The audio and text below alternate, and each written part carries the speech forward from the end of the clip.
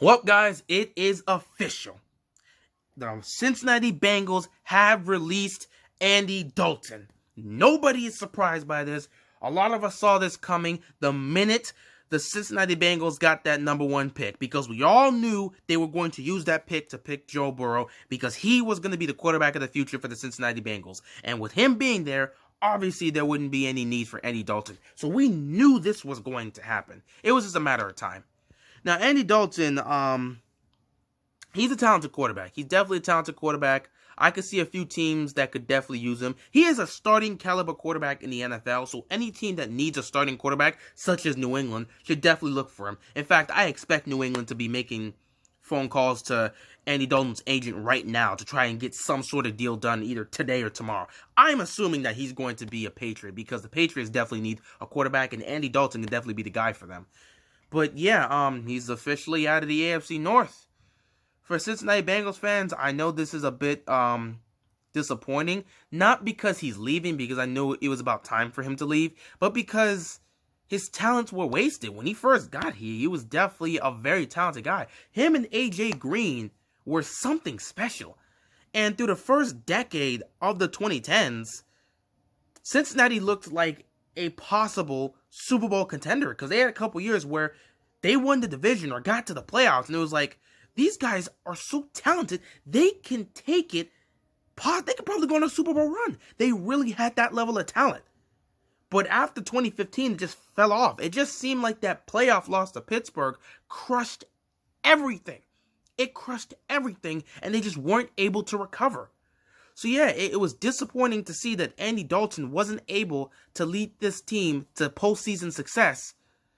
But, it was still a fun ride. He still did a lot of things for Cincinnati, and, they had a lot of good moments, a lot of bad moments. So, for Bengals fans, I know they're going to appreciate what Andy Dalton did for them and what he tried to do for them, but at the end of the day, they're glad he's gone. They're focused on Joe Burrow being the future, and it seems like Cincinnati's going kind of in a new direction, and it seems like kind of a change in Cincinnati in terms of how they're building this team. The 2020 Cincinnati Bengals should be something special, I can't wait to see what they do this season, assuming we have it. But yeah, as for me, a Ravens fan, seeing Andy Dalton leave, honestly, it's a bit of well, not really now because of the way the team is, but it's a sigh of relief. Because this guy terrorized my team during the 2010s. First of all, that Cincinnati defense, they had Joe Flacco's number every single time. This guy had some of the worst performances of his career whenever he went up against Cincinnati. I don't know what it was about Cincinnati that made Flacco play terrible, but that defense just knew everything he was going to do. And then on the flip side with Andy Dalton, him and A.J. Green just continued to carve up our defense time and time again. We don't bring this up as Ravens fans because we know we like to talk about our rivalry with the Steelers and the fact that we constantly owned the Browns during the 2010s. But Cincinnati was always that team that just had our number, no matter what. Anytime we faced off against Cincinnati, I didn't know what was going to happen. I couldn't trust us having a lead because I just felt Cincinnati would make a comeback and beat us late. That's just how it was. I just felt like A.J. Green would make a play or Andy Dalton would make a play, and all of a sudden something happens. This guy terrorized our defense time and time again. Remember, this is the same guy that's responsible for several heartbreaking losses the Ravens suffered during the 2010s, including the biggest one, that 4th and 12 play to Tyler Boyd to end our season on New Year's Eve. That was the toughest loss I had to go through for quite some time.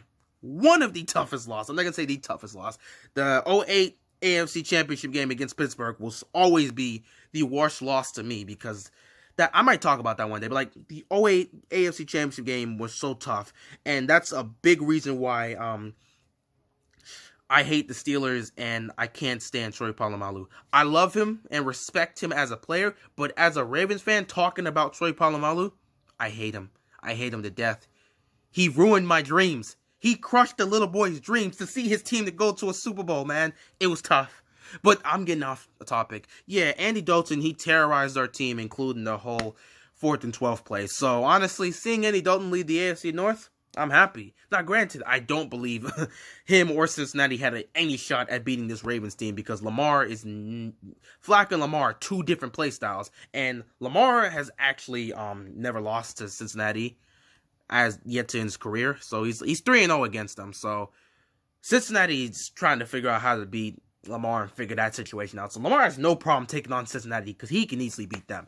But yeah, Andy Dalton just wasn't a problem towards the end of his time in Cincinnati for us. But during the Joe Flacco era, this guy, man,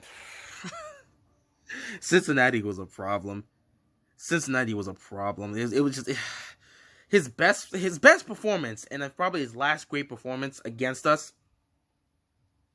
That primetime game, week 2 with Joe Flacco, where AJ Green destroyed our defense in the first half with 3 touchdowns.